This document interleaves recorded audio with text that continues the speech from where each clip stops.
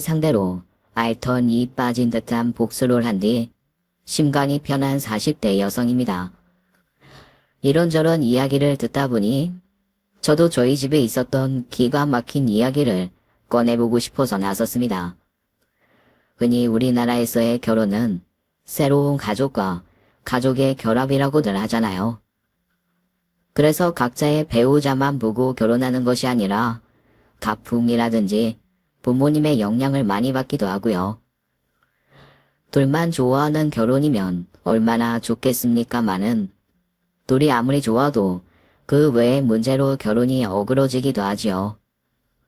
저 역시 결혼 전부터 실행 문제로 기분 상한 적도 많았고 결혼을 망설인 적도 많았습니다. 그 중간에서 남편이 제 편에 서주지 않았더라면 평생을 결심해야 하는 결혼을 하지도 않았겠지요. 일단 저는 사업하시는 아버지 덕에 굉장히 부유한 환경에서 자란 편입니다.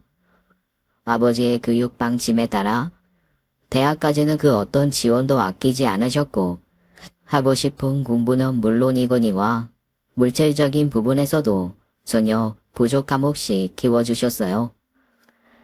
하지만 아버지께서 사업하시는 과정에서 돈 때문에 마음고생하신 적이 많아 부모님 재산에 관해서는 절대 이야기하지 말라는 교육을 받고 자랐어요.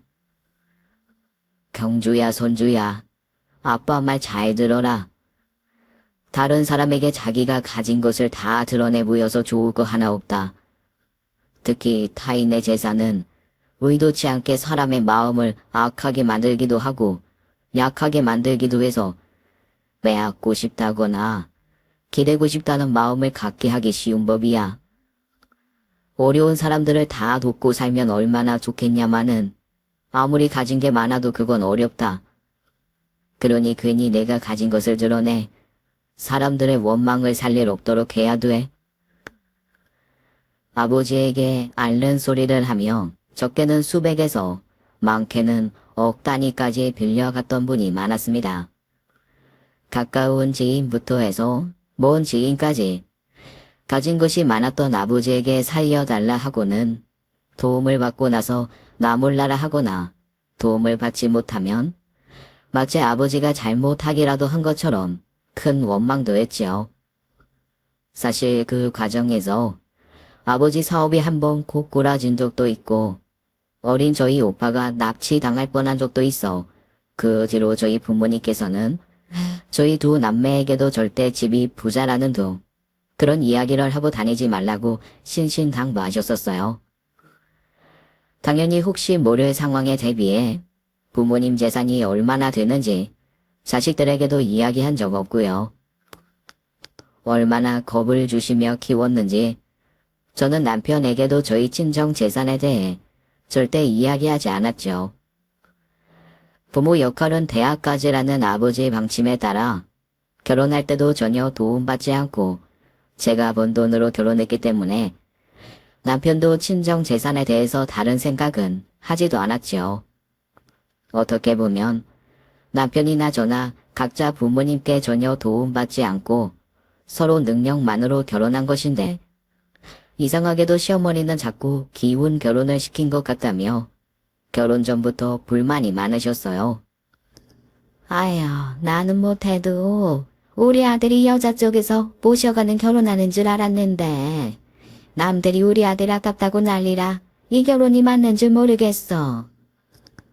그런 이야기를 저를 처음 만난 자리에서 했는데 제가 결혼하고 싶은 생각이 있었겠나요?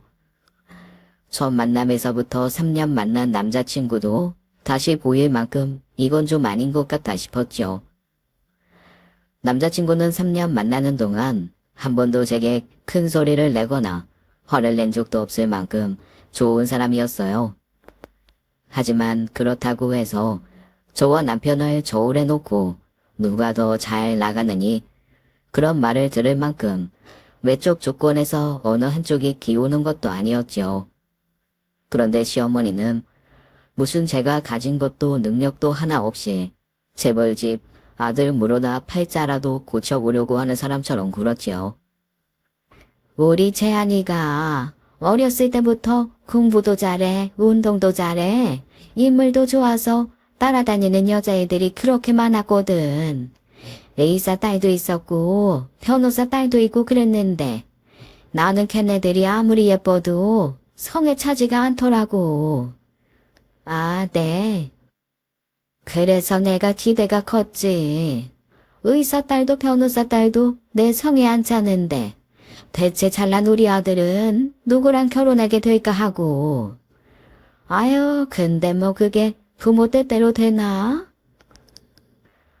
앞으로 며느리가 될 사람을 소개받는 자리에서 저게 할 소린가 싶어 남자친구를 쳐다봤죠. 그랬더니 남자친구도 얼굴이 새빨갛게 달아오른 채더라고요. 어렸을 때부터 유난한 아들 사랑인 건 알고 있었지만 자리를 가리지 않고 그렇게 자기만 내세워 이야기할 줄은 몰랐는지 결국 남자친구가 나섰어요. 엄마, 그만 좀 해. 아무리 고슴도치도 제 새끼는 하마함한다고 하지만 도가 지나치잖아. 다른 사람도 아니고 손주 앞에서. 왜? 부모된 마음으로 아쉬운 마음에 그럴 수도 있지. 그러면 손주 부모님께는 내가 성에 차기나 하겠어? 부모 마음 다 같은 거 누가 몰라. 그렇게 대놓고 그러면 사람들이 엄마 생각이 맞다고 하는 게 아니라 나까지 우습게 본다고. 아이 진짜 손주 앞에 놓고 창피하기 이게 뭐야? 오빠 그만해. 어머님 제가 오빠랑 결혼할 생각으로 어머님께 인사드리러 온 자리인데 제가 그렇게 어머님 성에 안 차신다고 하니 그럼 결혼은 다시 이야기해보는 걸로 하겠습니다. 아이 손주야, 그게 무슨 말이야? 너는 내가 한 소리 했다고 결혼 모르겠다는 소리까지 하니. 네? 저는 어머니께서 결혼에 반대해서 하시는 소리라고 생각했는데요. 결혼에 반대하시는 것도 아닌데 나중에 며느리 될 사람 앞에서 그런 소리 하시는 분은 없으시잖아요. 남자친구가 귀하게 자랐듯이 저도 저희 부모님께 귀한 딸로 자랐는데 밖에서 그런 대접 받고도 아무 말도 못하고 다닌다고 하면 저희 부모님이 얼마나 속상하시겠나요. 막말로 재벌집 막내 아들이랑 결혼한데도 그런 결혼한다고 하면 어떻게든 뜯어 말리시겠죠. 저도 그런 결혼은 하고 싶지도 않고요. 웃긴 건 시어머니는 저희 결혼을 반대해서 뜯어 말릴 생각으로 그런 소리를 하는 것도 아니라는 거예요. 일종의 기싸움으로 기를 눌러 본인과 남자친구 대접해달라 그런 의미였던 거지요. 그런 기싸움의 의도는 많이 보이는데 요즘 어떤 젊은 사람이 그런 기싸움에 휘말려 사나요? 그렇게 결혼 이야기가 나왔다고 쑥 들어갔는데 남자친구가 곁에서 사정을 하더라고요. 사실 남자친구만 보면 벌써 식장에 10번은 더 들어갔어도 남았을 겁니다. 지금도 가끔 어떻게 시어머니 밑에서 저런 사람이 나왔지 싶을 정도로 남편은 너무 좋은 사람이었거든요. 일찍 돌아가셨다는 시아버지는 뵙지도 못했지만 아마 시아버지를 많이 닮았을 거라고 생각해요. 하지만 시어머니 자리가 저러면 나중에 결혼해서도 꽤 고단하겠다 싶으니 정말 결혼이 망설여지더라고요. 그렇게 처음 어머님을 만난 뒤 6개월이 지난 어느 날이었죠. 남자친구가 딱 한 번만 더 만나달라고 부탁하는 겁니다. 순주야, 딱 한 번만 더 만나줘. 나도 우리 엄마 유별난 거 알아. 근데 나는 너랑 결혼할 생각만 하고 살았는데 이제 와서 결혼 못하겠다고 하면 나는 어떡해. 꼭 결혼해야 하는 건 아니잖아. 그냥 이렇게 계속 연인으로만 사는 것도 난 상관없어. 난 너랑 꼭 가족이 되고 싶단 말이야. 가족이 되려다 영영 남보다 못한 사이가 될 수도 있잖아. 솔직히 어머님 보면 그렇게 될지도 모른다는 생각도 들고 오빠도 내 성격 알잖아. 그렇게 고분고분한 성격도 아닌 거. 결혼하면 아마 어머님이랑 사사건건 부딪힐 텐데 오빠가 감당하겠어? 우리 엄마인데 내가 다 감당할게. 엄마가 너 괜한 트집 잡아 괴롭히는 거 모른 척 하지도 않을 거고, 우리 엄마나 남들이 보면 불효자라고 할지 모르겠지만, 아무리 우리 엄마래도 그렇게 말도 안 되는 이유로 사람 괴롭히고 민망하게 만드는 거 나도 못 참아. 아이, 그거 너도 알잖아, 내 성격. 틀린 말도 아니었어요. 남자친구가 혼자 자신을 키운 어머니에 대한 효심이 깊긴 하지만 예의에 어긋나는 행동에는 가족도 예외는 없었거든요. 결국 다시 한번 남자친구를 믿고 결혼을 진행하기로 했고, 두 번째 만난 시어머니는 남자친구의 신신당부 덕분인지 하고 싶은 말 꼭꼭 눌러 참는 게 보이더라고요. 그런데 그 성격 어디 가나요? 결혼 전 밥 먹으러 오라길래 갔더니 그 자리에 말도 없이 이모님들, 가족과 삼촌들에서 6명이나 되는 어른들이 계시더라고요. 너무 당황스러워서 일단 그때부터 기분이 너무 안 좋았는데 마치 물 만난 고기처럼 본인 가족 앞에서 거봐라, 자기 아들이 훨씬 낫지 않냐는 투로 이야기하는 거예요. 아유, 봐. 우리 재한이는 눈이 딱 처지고 부드러운 인상이 딱인데 선주에는 눈이 좀 올라가서 재한이랑 얼굴합이 좀 아쉬워. 그런가? 얘가 세련되게 생겨서 그런 거 아니고? 재한이가 왜 좀 촌스러운 얼굴이긴 하잖아. 하하하. 아니 언니, 그게 무슨 말이야. 우리 재한이가 얼마나 키티나는 얼굴인데. 귀자야, 너는 눈이 있으면 좀 똑바로 봐라. 인물이 이렇게나 좋은데 무슨. 아이, 재한이 네가 왜 그렇게 결혼한다고 했는지 알겠다 나는. 흘러가는 모양새가 시어머님이 원하는 방향으로는 가지 않았지만요. 적당히 다들 제 눈치 살피며 칭찬도 해주시고 앞으로 잘 살았으면 좋겠다 덕담해 주시는데 시어머니는 지치지도 않는지 틈만 나면 저를 깎아내리기 바빴습니다. 재한이 벌이 정도면 앞으로 돈 걱정할 일도 없을 텐데 얼마나 돈한 팔자야. 그래, 재한이가 취직을 잘해 돈을 잘 벌어 새멀디 걱정은 안 해도 되지. 어이, 그래도 요즘 같은 시대에 집 하나 장만하기 힘든데 재한이 혼자로는 힘들지. 집값이 높아서 맞벌이는 해야겠지만 그래도 우리 재한이 벌이가 얼만데 혼자서 집안일도 도맡아 해야 밸런스가 맞지. 아이고, 요즘 그렇게 살다간 젊은 애들 이혼하기 십상이야. 맞벌이 하는데 누가 더 잘 벌고 누가 더 못 번다고 혼자 집안일하면 어떤 여자가 결혼해? 혼자 벌고 혼자 쓰고 살면 심간이 편한데 뭐 대단한 남편이라고. 그거야 유별난 언니 딸 세은이나 그렇지. 남자가 잘 벌면 그만큼 여자가 조금 벌어 뒷바라지 하는 게 당연한데 그걸 못 참고 이혼을 해서는. 뭐? 너 지금 우리 세은이가 잘못했다 이거야? 귀자, 너는 아무리 재한이가 있다지만 너도 딸이 있는데 그런 소리를 해? 쟤가 시집가 그러고 살면 좋겠어? 아니, 갑자기 우리 쟤 얘기가 왜 나와? 아이, 그만 좀 해. 엄마는 내가 더 잘 보니 손주가 못 보는 만큼 집안일도 더 하고 내조해야 한다고 생각하는 거야? 당연하지. 밖에서 그곳에는 하고 들어와서 그만한 돈을 벌어다 주면 당연히 그래야 하는 거 아니냐? 아유, 그러면 내가 밖에서 고생해 일하고 집에 들어와 밥도 하고 청소도 하고 빨래도 다 해야겠네. 손주가 나보다 훨씬 잘 버는데. 뭐야? 손주가 너보다 더 잘 번다고? 아니, 너보다 말이야? 회사는 달라도 손주 직급은 나보다 더 높아. 그것도 손주는 전 회사에 다니다가 지금 회사에서 훨씬 좋은 조건으로 스카우트 땅에 간 거라고. 아이, 뭘 좀 모르면 가만히 있어. 엄마는 지금 며느리 모시고 살아도 모자를 판인데. 그 말에 시어머니는 새빨개진 얼굴로 꿀먹은 벙어리가 되었는데, 그러면 제가 일하고 돌아오는 동안 네가 집안일 다 해야지 하는 소리는 절대 안 하더라고요. 아들 가진 유세 떠는 시어머니를 만날 거라고 누가 생각했겠습니까? 그나마 제가 능력으로 기울지 않아 다행인 거지.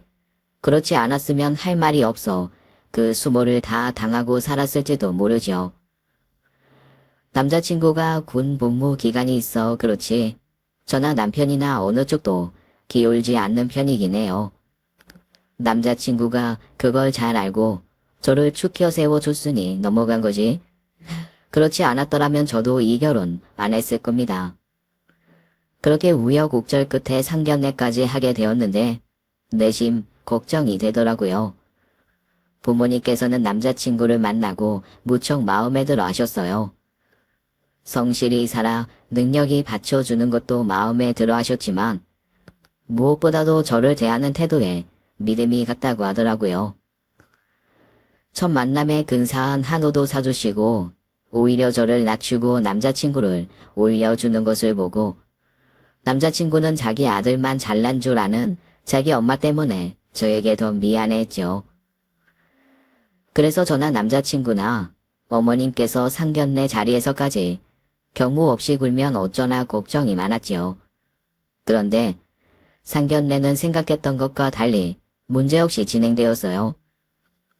사실 거의 모든 준비를 저희 둘이 하고 있었고 부모님께서는 일절 관여하지 않으셔서 형식적인 자리라 특별히 각자 부모님으로서 의견을 낼 만한 안건이 없기도 했지만요. 의아했던 건 상견례장에서 저희 부모님을 처음 만난 시어머니가 저희 아버지를 너무 빤히 쳐다본다는 것이었죠.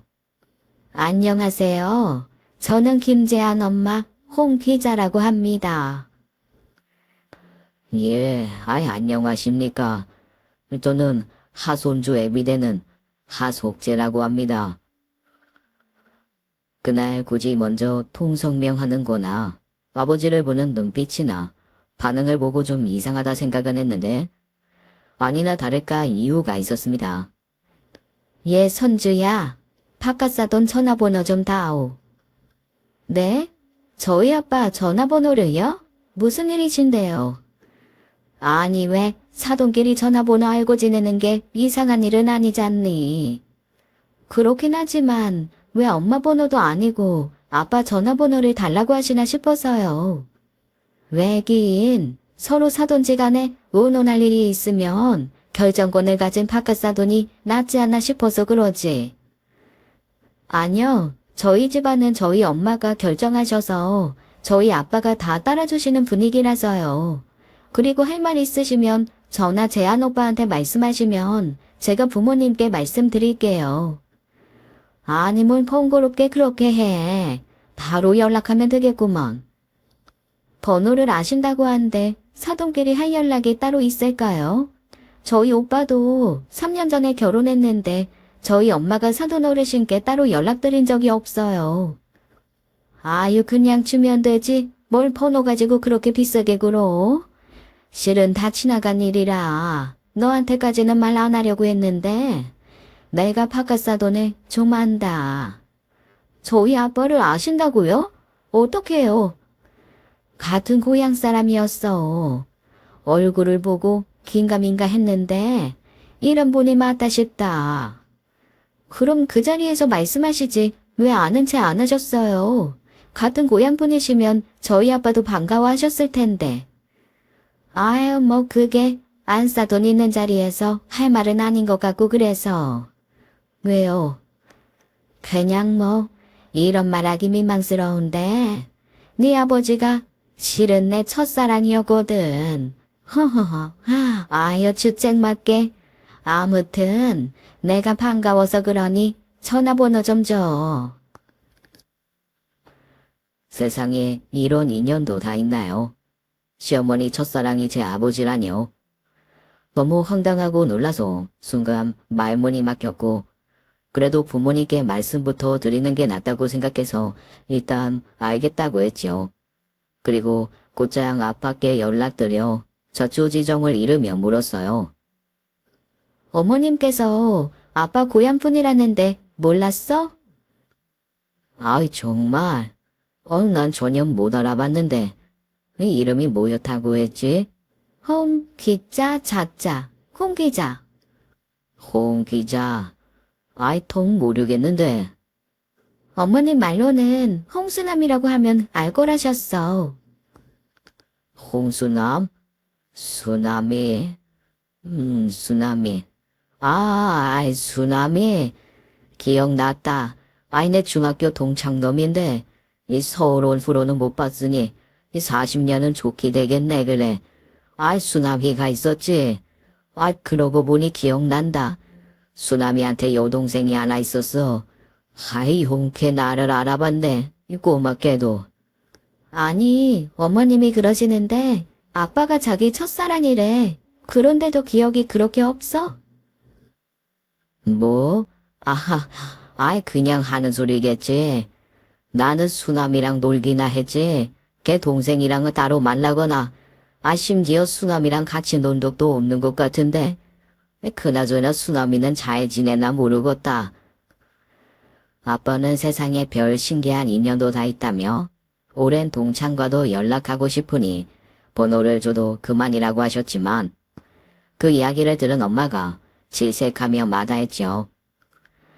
안 그래도 결혼 과정 중 있었던 일을 제게 전해 들은 터라 시어머니에 대한 이미지가 안 좋은데 그런 이유로 번호를 달라 하니 따로 연락하거나 만날 기회를 가질 것 같아 싫다더라고요. 사돈은 사돈 사이로 남는 게 좋은데 애매하게 사돈이 아닌 고향 친구, 동생으로 다가오면 관계가 이상해진다고요. 어쨌거나 엄마가 싫다고 하니 아빠도 그럼 됐다시며 금방 잊어버리셨는데 문제는 시어머니였어요. 네 아빠가 그래? 번호는 됐다시고? 네, 그래도 사돈 사이인데 괜히 따로 연락 주고받는 게 부담스러우시다고 오랜 친구분 안부나 여쭤달라고 하셨어요. 이상하다. 그 오빠가 그럴 사람이 아닌데. 네. 아니, 그 번호 좀 주고받는 게 뭐 그렇게 어려운 일이라고. 참나. 네 엄마가 싫단 건 아니고. 네. 아니, 그렇잖아. 아무리 사돈지간이라도 동양 사람들끼리 따로 연락해 그동안 잘 있었냐 인사 나눌 수도 있는 건데. 그거 싫다할 사람이 어디 있다고. 내가 아는 석재 오빤 그런 사람이 아닌데. 저희 아빠를 잘 아세요? 저희 아빠는 어머님 잘 기억을 못 하시던데. 그냥 친구분 동생이셨다고요. 어머, 석재 오빠가 그래? 그럴 리가 없는데. 석재 오빠가 그때 나 빵도 주고 가끔 사탕도 치워주고 그랬어. 아, 그런 건 기억은 못 하실 수도 있지 않을까요? 아휴, 그럴 리가 없는데 정말. 그렇게 끝까지 툴툴거리시며 바깥 사돈이라는 호칭은 온데간데 없이 저희 아빠를 석재 오빠라고 부르시면서 다시 이야기해 달라고 하시길래 그냥 알겠다고만 하고 말았습니다. 시어머니 말만 들으면 그 말도 일리가 있으니 저도 마냥 시어머니를 이상한 사람 취급하긴 어려웠고요. 하지만 평소에 시어머니 언행에 당한 것이 있으니 그저 내키지 않기도 하고 굉장히 친한 것도 아닌데다가 아빠 입장에서는 기억도 못할 자잘할 추억을 앞세우시니 난처했지요. 그런데 저한테 시도 때도 없이 연락하시며 아직 안 물어봤냐, 뭘 하시더냐 재촉하는 거예요. 그래서 여전히 불편해 하신다고 말씀드렸는데도 줄 때까지 그러실 작정인지 사람을 들들볶고요. 이 이야기라니 아버지께서는 결국 번호는 됐고 자리 한번 만들어라. 그래서 다시 만났어요. 그런데 상견례 자리 때와는 달리 어찌나 꽃단장을 하고 오셨는지 보는 사람 황당할 정도더라고요. 평소보다 화장도 짙고 옷차림도 사돈 만나는 자리인데 격식에 맞지도 않게 속살이 훤히 드러나 보이는 시스루 빨간 블라우스를 입고 왔거든요. 엄마, 아이 옷이 이게 뭐야? 다른 거 없어요. 이게 어때서? 나이 들수록 화사한 걸 입어야 돼. 색깔은 둘째치고 이게 뭐야? 팔이 다 보이잖아. 날도 더운데 그럼 맨살 드러내고 만나는 것보다 낫지 않겠어? 그렇게 식당에 들어갔는데 어머님은 저희 엄마까지 나올 줄 몰랐는지 좀 난처하신 것 같더라고요. 어쩐지 왜 만나자마자 굳이 너희까지 올 필요 있냐고 타박하시던 게 이유가 있었던 거예요. 아이 그래, 수남이 동생이라고요? 아유 말 편하게 하세요. 나는 처음 보자마자 딱 감나무집 석재 오빠인 것 같다고 알아봤는데. 맞아요 맞아. 우리 집에 감나무 큰 게 있었지. 수남이는 잘 살아요. 수남 오빠는 지금 호주에 가 있어요. 아들이 호주에 살거든요. 오빠도 직접 연락 좀 해보고 싶은 눈치던데 제가 연락처를 몰라서. 그럼 수남이 연락처 알려주시면 제가 연락해 볼게요. 이것도 참 인연이에요. 그죠? 어떻게 선주 아빠가 석재 오빠예요? 나는 가끔 오빠 생각이 나더라고요. 그때 오빠가 준 빵이 그렇게 달고 맛있었거든요. 그때 가끔 학교에서 나눠주던 빵이 있으면 집에 가져가 보냈거든요. 그때 수남이 동생이 보고 몇 번 줬나 보네. 그때 몇 살이었죠? 제가 한 11살인가 12살인가 그랬죠. 어쩜 오빠는 그대로네요.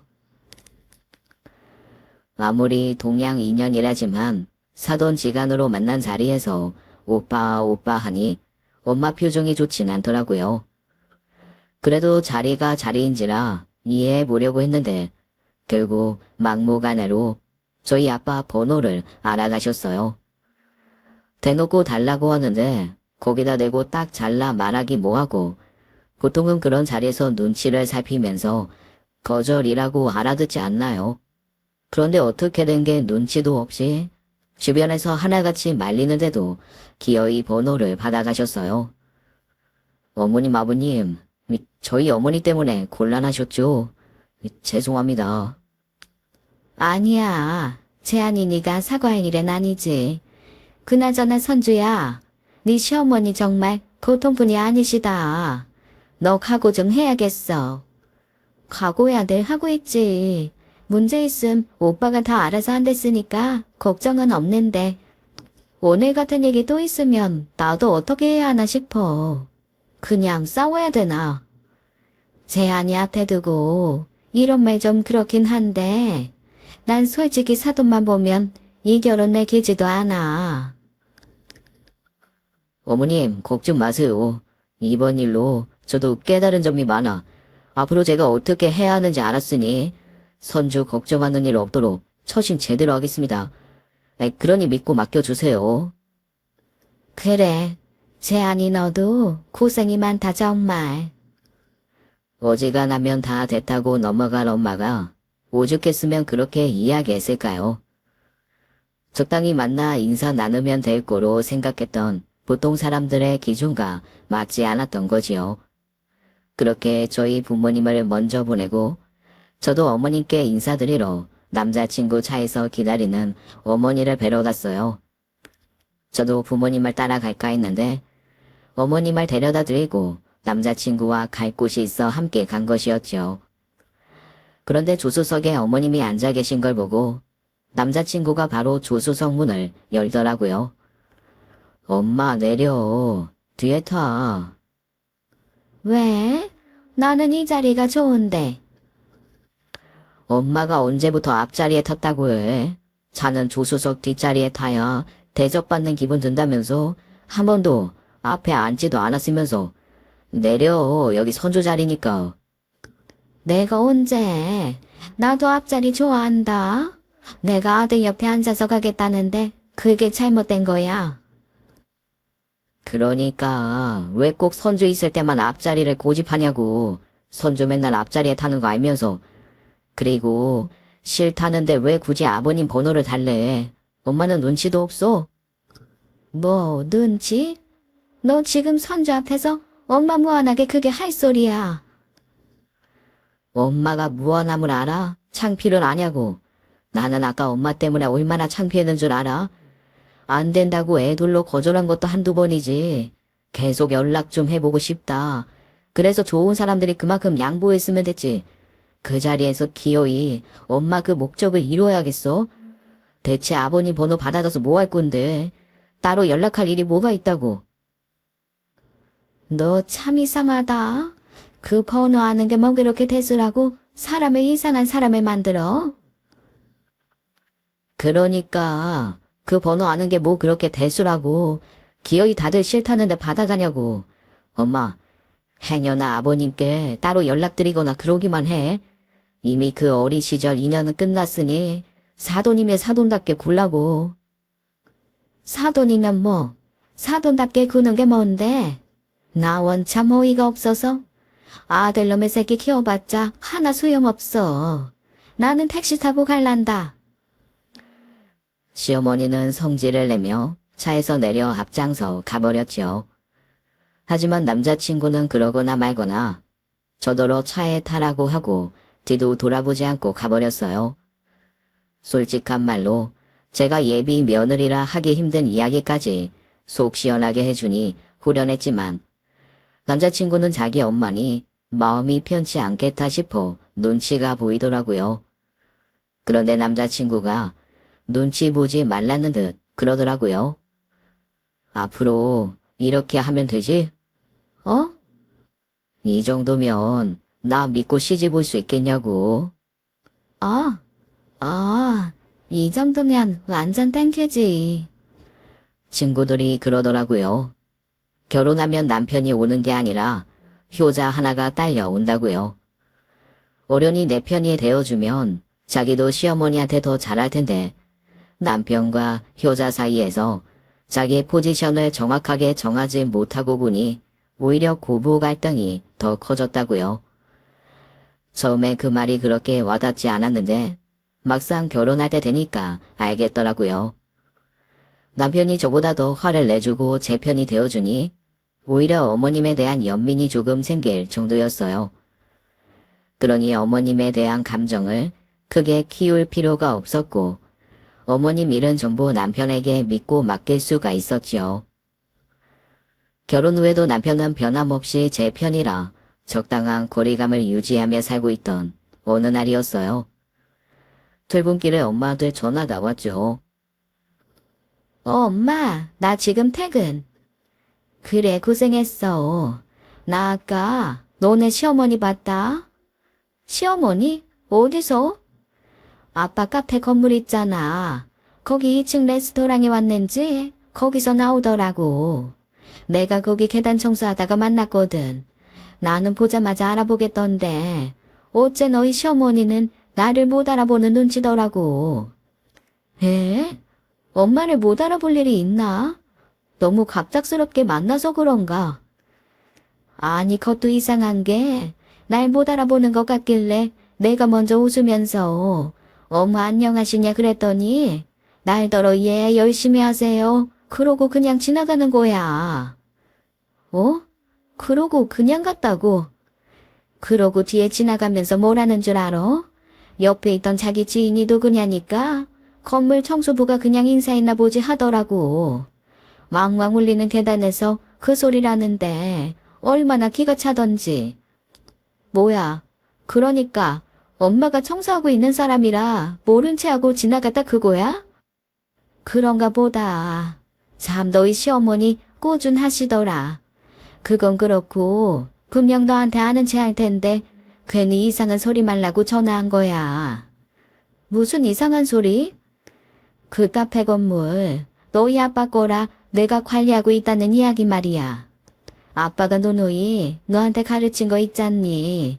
그런 소리 해봤자 특히 너희 시어머니 같은 사람이 그런 거 알아봐야 좋을 것도 없고.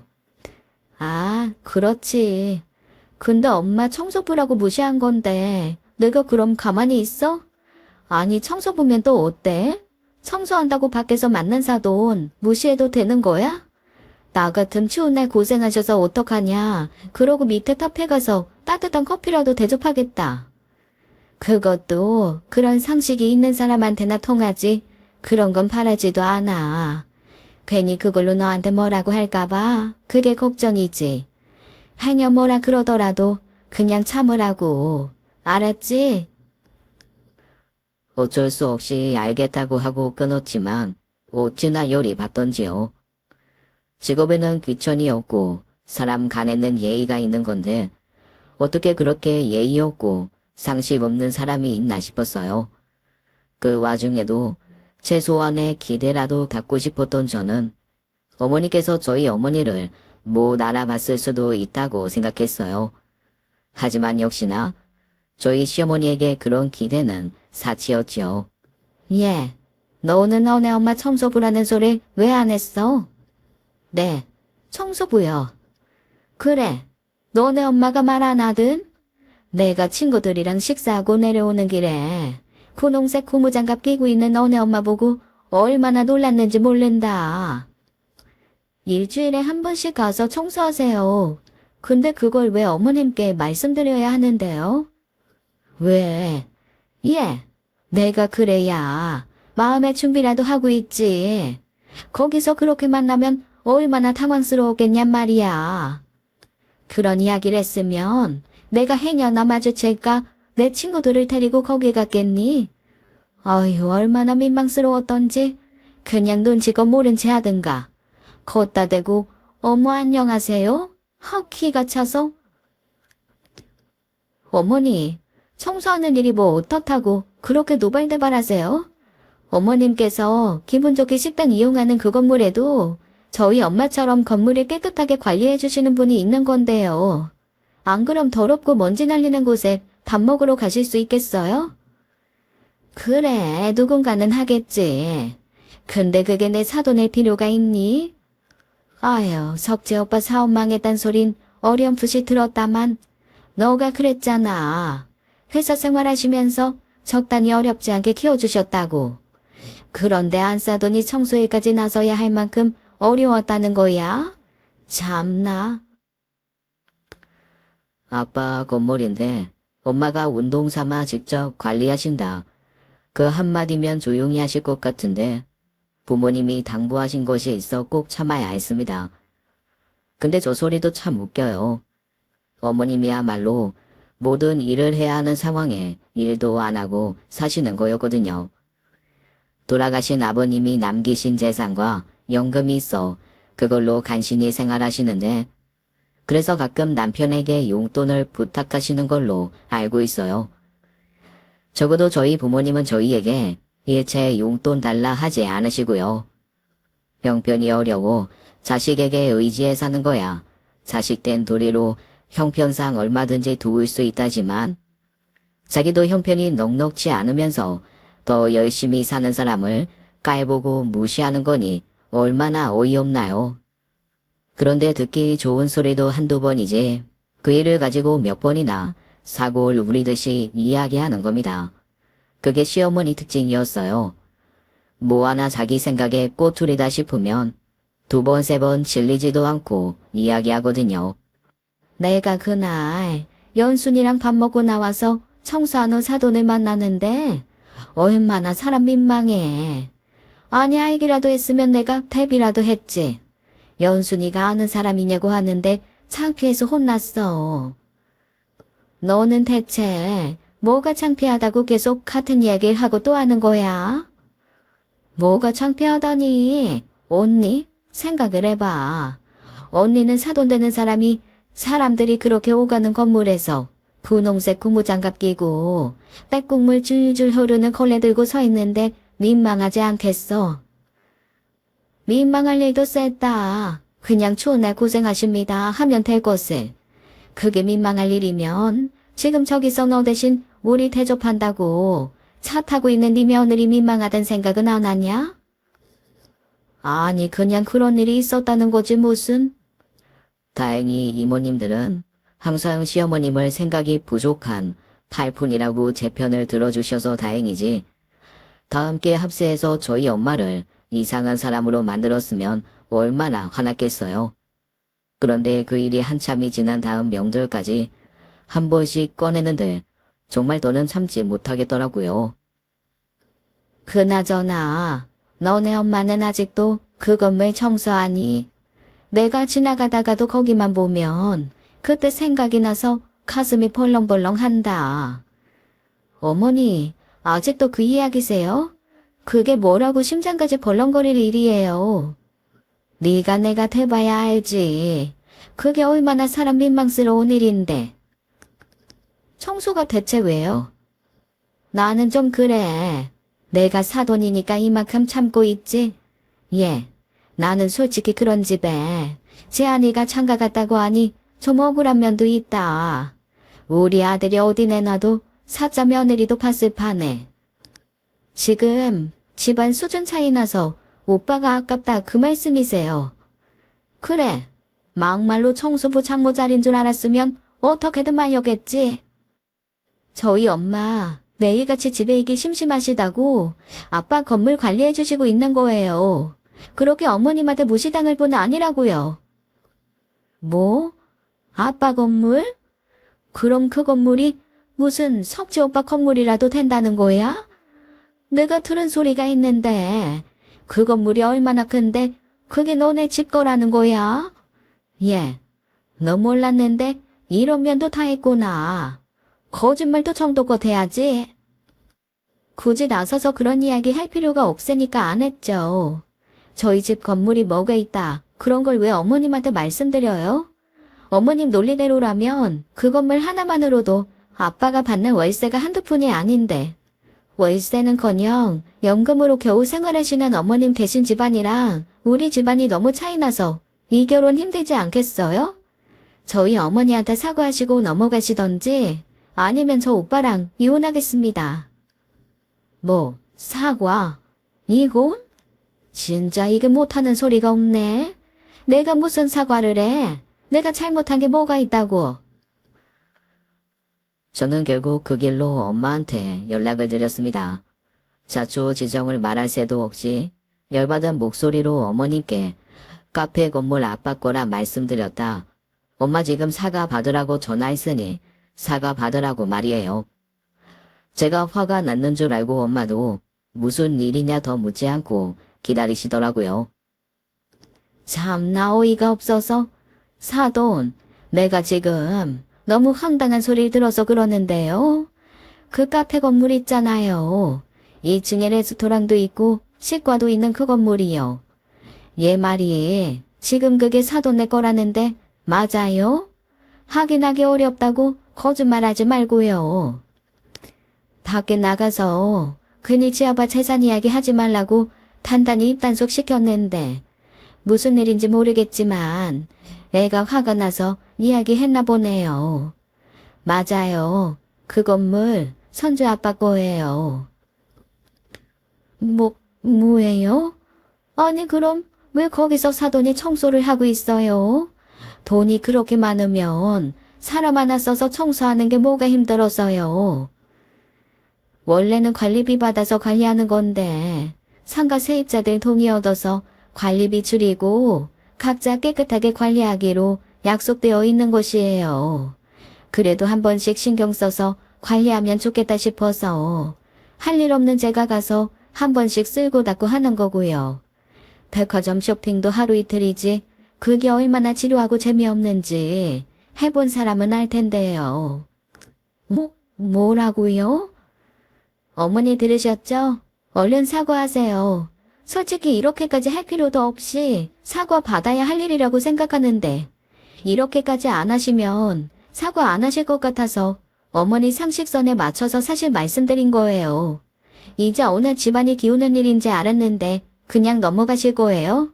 제 옆에서 친정욕을 그렇게 해놓고? 내가 무슨 너네 친정욕을 했다고 해. 저희 엄마 청소부라고 창피하다고 몇 번이나 말씀하셨잖아요. 제가 그냥 하는 말 같으세요? 어머님도 방금 들으셨겠지만 저 당장 이혼하고 가도 지금보다 더 잘 살 수 있어요. 어쩌실래요? 뭐야? 어머 참나 기가 막혀서. 어머니. 아휴 사돈. 내가 참 미안하게 됐습니다. 제가 뭘 몰라서 했던 소리니 너무 마음에 드지 마세요. 됐어. 참 별꼴을 다 봐. 그렇게 저는 어머니의 어거지 사과를 받아냈고 나중에 전말을 듣게 된 엄마도 별 수 없었겠다 하시더라고요. 하지만 그러면서도 괜찮겠냐? 그래도 말하지 않는 게 좋았을 거라고 걱정하셨죠. 이 상황에 뭐라고 하시겠냐 걱정 말아라 그랬는데 역시 어른들이 그렇게까지 당부하는 데는 이유가 있었습니다. 돈이 있는 곳에 파리가 꼬이기 마련이라는 친정아버지의 말을 실감하게 된 거예요. 어머님은 친정아버지와의 어린 시절 인연에도 불구하고 제대로 연락도 못하는 게 불만이 많았던 차인데 저희 집이 그렇게 여유로우면서도 딸 결혼에 한 푼도 내놓지 않았다며 어쩜 그럴 수가 있느냐고 불평하시는 거예요. 아무리 경제관념을 심어준다고 하지만 그래도 그렇게 큰 건물도 있는 집이 딸 결혼식에 한 푼을 안 쓰고 그래. 너네 오빠도 결혼했다며. 혹시 딸이라 그런 거 아니냐? 아들한테 다 물려준다고? 저희 오빠도 받은 거 하나 없이 간 거 맞아요. 그만큼 능력이 될 수 있도록 지원은 다 해주셨고요.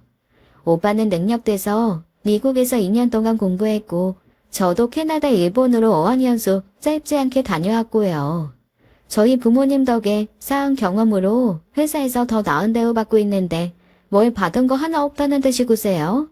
그리고 주든 말든 저희 부모님 재산인데 왜 어머니께서 그렇게 말씀하시냐고요. 그래도 어떻게 자식 가진 부모 마음이 그러냐는 말이야.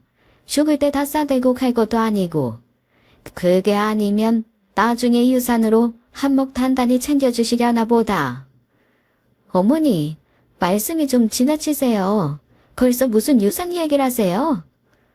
에이그 유나는. 시어머니도 대단한 게 그런 이야기가 나올 때마다 저나 남편한테 빠짐없이 이야기하거든요. 그럼 또 남편은 결혼 전 했던 약속대로 저보다도 길길이 날뛰며 시어머니한테 뭐라고 해요. 어떤 날은 시어머니가 눈물 쏙 빼고 아들 구박받고 사느니 연락을 끊자 하던 때도 있었는데 남편이 기다렸다는 듯이 연락을 끊어버리니 아쉬워서 다시 연락하곤 하시고요. 결국 아들을 이길 수 없으면 저도 이겨 먹을 수 없다는 걸 아실 텐데도 한 번씩 그렇게 속 뒤집는 이야기를 하더라고요. 하지만 그 와중에도 한계는 있었고 결국 남편의 중재에도 시어머니와의 관계를 포기하게 된 건 명절 때의 일이었어요. 물론 끝도 없는 친정 재산에 대한 아쉬움을 토로한 터라 저에게도 쌓인 것이 많았던 차였죠. 그런데 추석 전날 와서 당일에 친정에 가려고 하니 못 가게 하는 거예요. 그 해에 결혼의 첫 명절을 보내고 오는 아가씨를 만나고 가야 한다면서요. 근데 아가씨는 시집을 멀리 가서 오려면 그날 저녁 한밤중이나 되는데 그렇게 되면 저는 친정에 가봤자 자정이거나 새벽에 가게 되는 거였어요. 그럼 앞으로 평생을 명절에 애들이 함께 있는 건 못 본다는 거 아니냐. 저희 부모님도 저 기다리시는데 빨리 가봐야죠. 원래 딸 시집 보낸 집에서는 자식 기다리고 그러지 않으니 좀 늦게 가도 된다. 어차피 너네 오빠도 왔다면서 며느리나 보면 됐지 무슨. 어머니, 그 말 이상하다고 생각되지 않으세요? 그렇게 따지면 어머니도 아가씨 시집 보내놓고 왜 기다리세요? 저 봤으면 됐지. 딸도 기다리시는 거예요. 뭐? 너 지금 그래도 그렇지? 시누이 놓고 할 말 다 아는 거냐? 엄마, 손주가 틀린 말 한 것도 아닌데 왜 그래? 인정하지는 못할 망정. 우리 가볼 테니까 이따 제이 오면 연락이나 하라고 해. 가긴 어딜가? 적어도 제이 올 때까지는 있어야지. 그럼 딸 사위 올 때까지 이 명절에 나 혼자 외롭게 있으란 말이야? 빨리 앉아. 어머니 논리대로라면 저희 부모님은 경제적으로 수준 차이가 나는 집에 저 시집 보낸 것도 억울하실 건데 명절에도 못 오고 있다고 하면 얼마나 분통이 터지시겠어요. 이만 가볼게요. 너는 아주 할 말 다 해서 살아서 좋겠다. 그렇게 가진 거 많은데도 한 푼을 도움도 없는 친정엔 뭐가 있다고 그렇게 빨리 가려는 거야? 엄마, 한 푼도 안 도와준 건 엄마도 마찬가지면서 뭐가 있다고 열이 붙어있길 바라는데, 아이 그만 좀 해. 적당히 해야 아들 며느리 사랑도 받는 거지. 대체 이렇게 해서 엄마한테 뭐가 좋은데? 너는 조용히 해. 아주 저게 친남편 믿고 저렇게 큰 소리지. 받은 것도 없는데 내 아들이 저렇게 따박따박 처가 챙기는 것도 아주 못마땅하다 나는. 옛날 같았으면 진짜 어림도 없는 일인데 아주 시대를 잘 타고 났지. 정 내 아들로 효도하고 싶으면 너네 부모님 가고 나서 유산 도둑히 받구나 해라. 네, 어머니, 그렇게 따지면 저도 어머님께 받은 게 없는데 제가 왜 어머님한테 효도를 해야 돼요? 그리고 막말로 저는 물려받을 재산이라도 있지. 어머니 그렇게 사시다간 있는 집도 줄여가며 생활비로 쓰셔야 하는데 뭐 하나 받을 거 없는 남편이면 어머님 돌아가시고 나서 남편 구박하면서 살아도 된다는 거예요. 뭐야? 도저히 안 되겠네요. 저희 친정이랑 수준 차이 나는 시댁이랑 더는 며느리 못하겠어요. 가풍에 따라 제가 나가드리겠습니다. 안녕히 계세요. 남편도 제가 이렇게까지 나온 것은 처음이라 안절부절 못했지만 제가 친정에도 모든 사실을 이야기하게 되면서 결국 시댁의 발길을 끊는 것을 이해했지요. 자기가 생각해도 오래 참았다 싶었대요. 아무리 중간에서 제 편을 들어줘도 자기 같았으면 열받아서 뛰쳐나간 것이 한두 번이 아니었을 텐데 자기 봐서 그만큼 참아줘서 고맙다고요. 그렇게 시댁과는 발길을 끊고 살던 어느 날 저에게 청천벽력과도 같은 일이 생기고 말았습니다. 엄마가 난소암 판정을 받은 거예요. 너무 늦은 발견으로 스스로 예후가 좋지 않다는 말에 순식간에 집이 초상집 분위기가 됐고 제가 잠시간 휴직을 하고 엄마 간병을 하기 시작했지요. 시댁에는 남편만 오고 가고 있는데 아무래도 큰 병이다 보니 남편도 이야기를 했나 보더라고요. 지금 장모님 상황이 좋지 않으시다 그런 이야기만 하고 말았다는데 어느 날 아빠한테서 연락이 온 거예요. 아이 오늘 안 싸두니 나한테 맡겨둔 게 있어서 가봤더니 혼자 먹지도 못할 반찬을 가득 만들어 놨더라. 반찬? 보니까 문자로 혼자 있다고 끼니 거르지 말고 힘내야 한다면서 했다는데 아유 이걸 그냥 받아도 될지 모르겠다. 김서방 시켜서 뭐라도 보내야 하는 거 아니냐? 별일이네. 일단 내가 김서방한테 이야기할게. 아빠 건물 카페에다가 건물 사장님한테 연락드려서 전화해달라면서 말도 없이 그랬다더라고요. 반찬에 국에 10가지가 되는 정성을 보이셨다길래 저는 처음엔 나중에 유산 생각해 그러는 줄 알았습니다. 참 속이 뻔히 보이는 짓 한다 싶어 솔직히 감사한 마음보다는 못마땅한 마음이 더 커서요. 어쨌거나 저희 아빠 생각해서 고생해 주셨으니 남편 시켜 내가 하라고 했단 말은 하지 말라고 하고 한우를 사서 보냈거든요. 그런데 시어머니 먹으라고 보낸 그 한우로도 고기 반찬을 해다가 아빠를 가져다 드렸다는 거예요. 아빠가 그러면 카페 사장님한테 너무 죄송하니 그만하셔도 된다고 했는데도 예정이 있는데 어떻게 그냥 모른 척 하느냐고 하길래 결국 집을 알려주셨다고요. 아빠, 집 주소를 왜 알려줘? 아이 그러면 어떡하냐. 맨날 카페 가서 민폐를 끼치는데 내가 알아서 받아서 처리할 테니 이 신경 쓰지 마라. 엄마 같았으면 이런 지하에 거절했을 텐데 사돈이라고 사람을 좋게만 보고 친구 동생이라고 안일하게 생각했던 것이 저희 아빠 잘못이지요. 그 뒤로 그렇게 빤질나게 친정집을 찾아갈 거라고 생각이 나 있을까요? 아빠도 점점 뭔가 이상하다고 느끼게 된 건지 제게 전화로 토로하더라고요. 한여름도 아닌데 팔과 목이 훤히 드러나 보이는 옷을 입고 들어와서 굳이 됐다는데도 음식 차려낸다고요. 게다가 엄마도 없는 주방에 함부로 들어가 이것저것 열어보며 그릇도 쓰고 수저도 쓰는데 그게 불편하다고요. 저희 아빠가 엄청난 사랑꾼은 아니어도 가정적인 분위기도 해서 가족의 영역이라고 생각하는 곳에 남이 그렇게 와서 활개치는 것은 정말 싫어하시거든요. 또 어느 날은 한다는 소리가 참 기가 막혀요. 내가 너 생각해서 참으려고 했는데 이건 좀 아니다 싶어 한 소리 했다. 왜? 이 남자가 와이프 죽고 혼자 되면 폭상 늙으니 남자가 얼른 세장가를 가야 한다질 않나. 네 엄마 상황이 좋지 않다더라는데 미리 준비는 해야 하지 않겠냐는 도 아주 별 미친 소리를 다 하더라. 뭐, 어머님이 그러셨다고? 미친 거 아니야. 참을 수 없다 싶었던 저는 결국 남편과 수개월 만에 다시 시댁을 찾게 되었습니다. 전화로 하려다 얼굴 보고 제대로 이야기하려고 한 거였어요. 남편이 번호키를 누르고 갔는데 화장실에 계셨는지 누가 온 줄도 모르고 통화를 하시더라고요. 근데 마침 그 화장실에서 하고 있던 통화 소리에 저는 기가 막혀 할 말을 잃고 말았죠.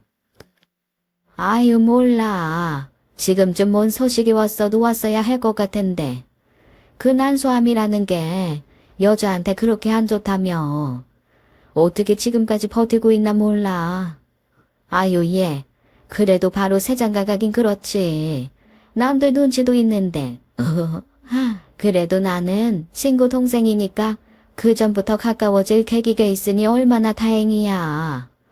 말은 그만 오라고 불편하다고 하는데 남자들이 다 그렇잖아 원래. 제법 자기 마누라 생각하는 티 내는데 그게 또 매력 있더라. 너도 알잖아. 제안 아빠는 무뚝뚝하니 내 생각해준 적이 없는데 잘만 하면 내가 오랜 첫사랑도 이루고 선주 그거한테 갈 재산도 내가 갖게 되겠다. 엄마가 장모 되는 거 아니냐고? 모양새가 좀 그런가? 그러면 쟤들 이혼시켜야 되나? 아유 몰라. 재한이 그놈이 아들이라고 지 마누라 편만 드는 게 아주 별꼴이야. 기가 막혀서 듣자 하니 너무 화가 나더라고요. 남편 얼굴은 말도 못하게 붉어졌고 당장이라도 문을 부술 기세였는데 제가 말렸습니다. 그대로 쏘아붙이고 말기에는 분이 안 풀릴 것 같았거든요. 그래서 저만큼이나 화난 남편을 그대로 데리고 나왔죠. 일단 참고 이 일 나한테 맡겨줘. 이걸 어떻게 참아. 진짜 쪽팔려서. 엄마 왜 저래? 진짜 미친 건가? 정신이 나갔나? 그러니까 내가 무슨 짓을 해도 그냥 넘어갔으면 좋겠어. 어떻게 하게? 고민 중인데 그것만 약속해. 어머님이 상식 이상의 짓을 하신 만큼 나도 상식 이상의 짓을 할 거거든? 그냥 못 넘어갈 것 같으면 이혼해도 좋고. 이혼? 섬주야. 그건 말도 안 되지. 알았어. 뭐라든 신경 안 쓸게. 남편에게 그렇게 약속을 받고 바로 아빠한테 연락했습니다. 그리고 만약 시어머니가 온다고 하면 거절하지 말고 그렇게 하라고 한 뒤 몰래 저에게 바로 연락해달라고 했어요. 왜 그렇게 해야 하느냐고 하기에 제가 다 생각이 있으니 그날 가서 무슨 짓을 하든 놀라지 말라고 신신당부하면서요. 엄마는 수술도 잘 됐고 경과도 좋다고 했지만 워낙 몸이 많이 약해지셔서 잘 버틸 수 있을지 그게 관건이었어요. 그런 이야기를 듣고 보니 엄마가 더 안쓰럽고 시어머니가 더욱 용서가 되지 않았습니다. 아무리 옛 인연이 있다지만 어떻게 그런 말도 안 되는 생각을 할 수 있을까요? 아니, 옛 인연이라는 것도 이해가 안 되죠. 안사돈이 죽을 병에 걸렸다는데 마치 그날을 기다리기라도 하는 것처럼 구는 것도 그렇고 자기 자식들이 부부로 살고 있는데 사돈을 상대로 어떻게 그런 짐승 같은 생각을 할 수 있냐고요. 그렇게 복수의 날만 기다리고 있었는데 역시나 생각보다 그 복수의 시간은 빨리 찾아왔지요. 이번엔 지인에게 좋은 늙은 호박을 받아 호박죽을 써왔다고 연락도 없이 왔다는 거예요. 그래서 바로 연락을 받고 친정으로 가니 아니나 다를까 시어머니가 주방에서 냄비에 호박죽을 데우고 있었죠. 아니, 살도 많으시면서 가슴이며 허리 라인이 다 드러나는 딱 달라붙은 옷을 입고 선 게 다간이더라고요. 저는 그 길로 당장 등지고선 시어머니의 머리채를 잡아 흔들었습니다. 당신 뭐야? 너 근데 우리 엄마 주방에 함부로 들어와 있어. 미쳤어? 엄마도 없는 지대 우리 아빠한테 꼬리 치려고 들어온 정신 나간 옆편 내가 당신이야? 미쳤어? 시어머니는 제 손에 붙들린 채 비명 지르기 바빴습니다. 이때다 싶어 시원하게 흔들어주며 소리 질렀죠. 늙어서 이게 다 무슨 주태야. 우리 엄마가 시퍼렇게 두 눈 뜨고 살아있는데 어디 감히 임자 있는 남자한테 꼬리를 쳐? 이 여우 같은 년이. 아, 뭐야? 이건 뭐야? 이 미친년. 어머머, 어머니? 아유, 뭐야, 선주? 너 지금 뭐 하는 짓이야? 어머, 어떡하면 좋아요, 어머니. 저는 어머니라고는 꿈에도 생각도 못하고. 뭐? 아유, 아빠 말 좀 해주지 그랬어. 어머님이 와 계실 줄은 몰랐죠. 내가 사돈 혼자 적적하시고 밥도 제대로 못 챙겨 먹고 있을까봐 왔다. 아니, 너는 미쳤니? 어떻게 자기 시엄마 머리채를 잡어? 너가 제정신이야? 죄송해요. 저는 어머니인 줄 몰랐죠. 아니, 상식적으로 누가 자기 친정에 그것도 엄마도 없는 부엌에 시어머니가 있을 거라고 상상이나 하겠어요. 저한테 말도 없이. 사돈이기 전에 우린 인연이 있지 않니? 너한테 고지고대로 이야기를 해야 한다는 거야? 세월이 얼만데 동양 지인이기 전에 사돈이 맞죠, 어머니? 아무리 그래도 그렇지 너무 놀랐어요. 머리채 잡은 건 죄송하지만 어떻게 저희 엄마도 안 계신 부엌에 그렇게 자연스럽게 서 계세요.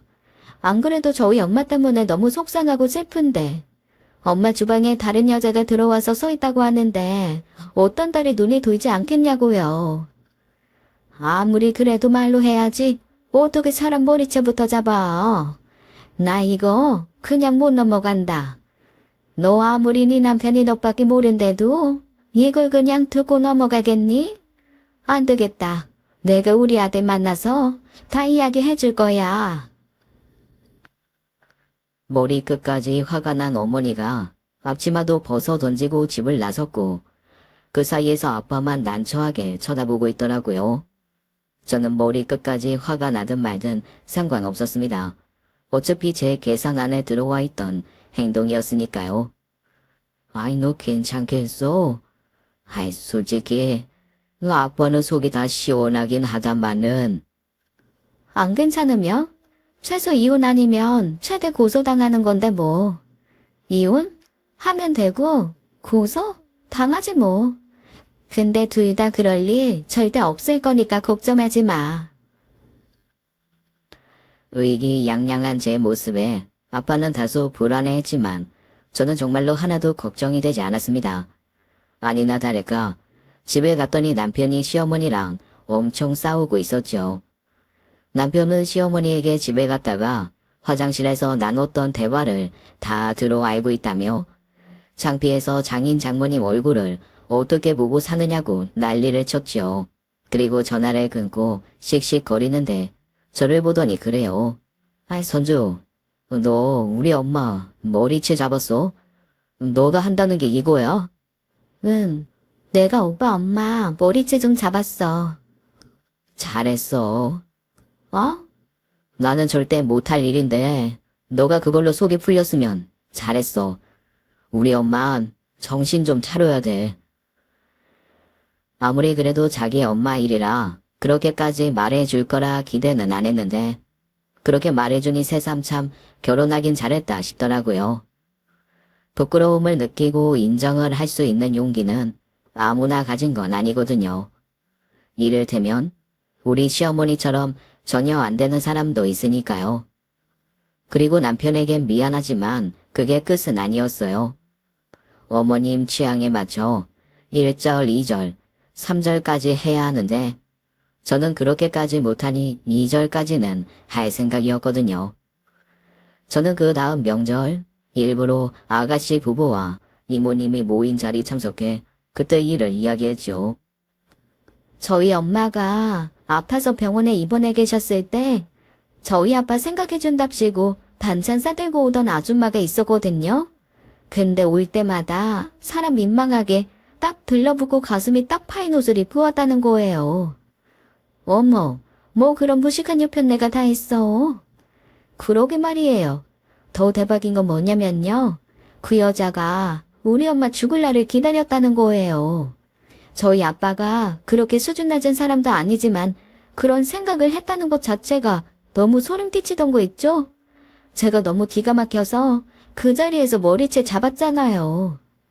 어머, 언니 잘했어요. 세상에 어떻게 부끄러움도 모르는 그런 사람이 다 있어요.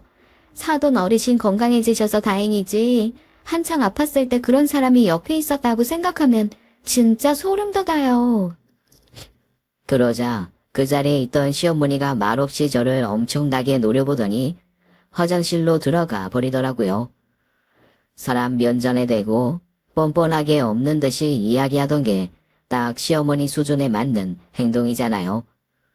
남편도 뭐라고 하지 않고 가만히 듣고만 있더니 나와서 딱 한마디 하더라고요. 그래, 이제 속 좀 시원해? 이제 좀 살겠어. 복수는 여기까지 할게. 그래, 잘했어. 그 뒤로 저는 수년간 밝게 끊은 지 오래입니다. 그러니 사실 제가 그 자리에서 이야기했던 여자의 정체가 시어머니라는 소문이 친지들 내에서 돌기 시작했죠. 그러거나 말거나 저는 모르는 일이라고 잡아댔지만 알만한 사람들은 다 알게 됐을 거예요. 엄마는 다행히 건강을 되찾아 지금 아빠와 오붓한 말년에 접어드셨어요. 연락을 끊고 나서 몸도 마음도 얼마나 편한지요. 자기가 한 말과 한 행동이 있으니 찾기도 힘들겠지요. 아이를 낳고도 직접 보여준 적도 없고 남편이 어머님 챙기는 것은 따로 신경 쓰지 않았어요. 가끔 아이 데리고 가서 보여드렸는데 자주 보는 할머니도 아니고 친정 부모님처럼 공주님 대하듯 엄청나게 잘해주는 것도 아니니 아이가 자라면서 가기 싫어해 최근에 만나러 가지 않고 있습니다. 어머님도 참 대단하긴 해요. 그렇게 자식 며느리랑 사이가 틀어졌는데도 사과 한마디를 안 하시더라고요. 저에게 잘해주셨던 이모님께는 명절 때 선물 보내드리며 인사하는데 이모님께서는 말년에 외롭게 늙고 마땅할 년이라며 자기 동생인데도 비난하시며 행여나 남편이 자기 엄마 불쌍하다고 챙겨달라고 하면 반품이나 해버리라고 하시며 저를 응원해 주시곤 합니다. 늘 행동은 내가 했던 것만큼 돌아오게 되어 있는 것 같아요. 살면서 도리와 예의를 아는 것도 정말 중요하고요. 저도 나름 배울 건 다 배웠다고 생각하는데 시어머니를 보면 인생을 다시 배우게 될 줄은 몰랐죠. 선을 넘는 사람들에게까지 예의를 갖출 필요는 없다고 생각해요. 그게 나이가 많거나 혹은 직책이 높은 사람일지라도요. 지금까지 사연 읽어주는 남예였습니다. 끝까지 함께 해주신 여러분 감사드리며 저희는 다음 사연으로 돌아올게요. 감사합니다.